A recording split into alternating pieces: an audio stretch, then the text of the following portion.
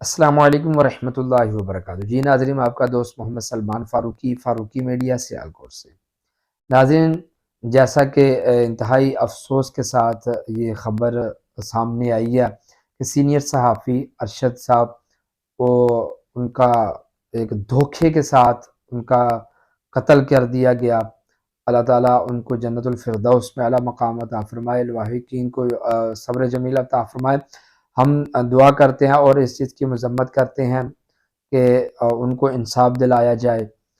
دوسرا ناظرین، بات یہ ہے کہ ان کا چرچا ہمیں جانے کے بعد ہمارا اختلاف ختم ہے۔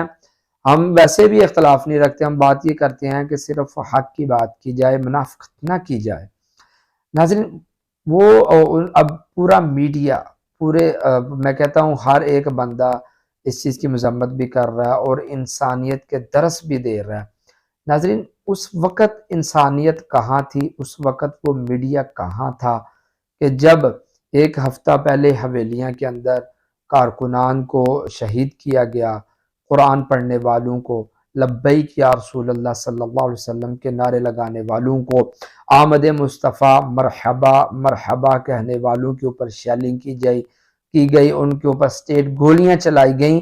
کیا اس وقت میڈیا ہمارا پاکستان میں موجود نہیں تھا؟ کیا جو آج انسانیت کا درس دے رہے ہیں، کیا وہ اس چیز سے بے خبر تھے کہ ان کو پتہ نہیں تھا؟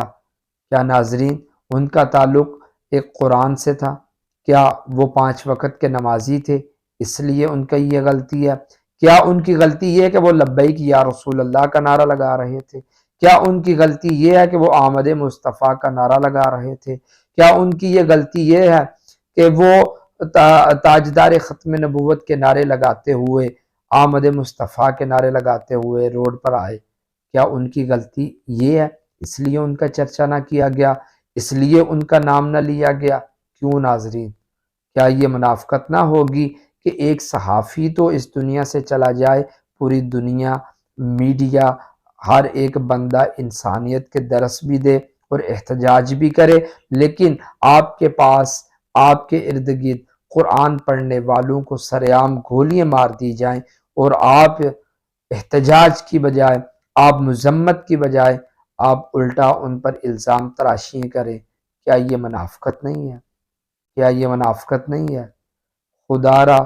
خدا را اس طرح کا انصاف نہ کریں کہ ہمارے نا انصافی کی وجہ سے، ہماری منافقت کی وجہ سے ملک پاکستان مزید اللہ کے عذاب میں دھکیلا جائے۔